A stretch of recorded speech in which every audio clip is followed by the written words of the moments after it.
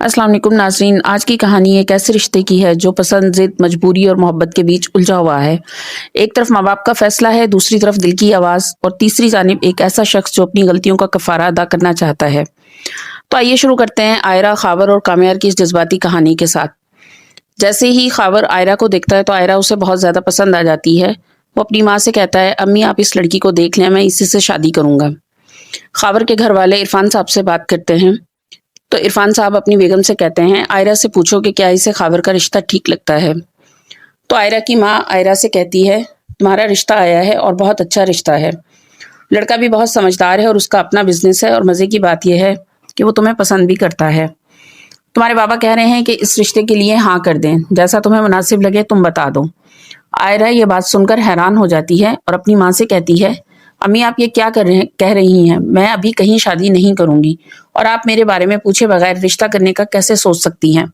मैं खुद बाबा से बात करूंगी। आयरा इरफान साहब के पास जाती है और कहती है, बाबा आप इस रिश्ते के लिए इनकार कर दें, मेरा अभी शादी करने का कोई मूड नहीं है और वैसे भी मैं अपनी पढ़ाई पर फोकस करना चाहती हूँ। तो इरफान साहब आयरा से कहते हैं, आयरा बेटा शादी तो अब खावर के साथ ही होगी, बस ये बात तय है। आयरा अपने माँ बाप के कहने पर खावर से मिलने के लिए राजी हो जाती है।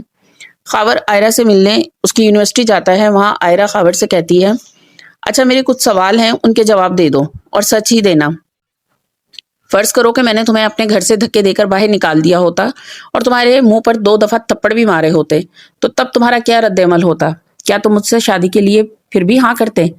खावर आयरा की ये बात सुनकर कुछ देर खामोश हो जाता है, फिर सोचने के बाद कहता है, आयरा वैसे देखा जाए तो थप्पड़ खाने के बाद और घर से धक्के खाकर निकलने के बाद कोई भी लड़का शादी के लिए तैयार नहीं होता।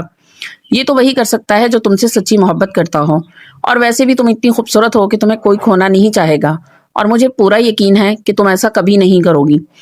जब कामयार को यह पता चलता है कि आयरा का रिश्ता खावर के साथ हो रहा है और इरफान साहब बहुत जल्द आयरा और खावर की शादी करने वाले हैं, तो कामयार के पांव तले जमीन निकल जाती है। वो इरफान साहब से मिलने जाता है और कहता है, आप ऐसा कैसे आयरा की शादी खावर के साथ कर सकते हैं? आप ये बात अच्छी तरह जानते हैं कि आयरा मुझसे मोहब्बत करती है। शायद आपको ये बात मालूम ना हो, लेकिन मुझे मालूम है, इसलिए मैं आपके सामने हाथ जोड़ता हूँ।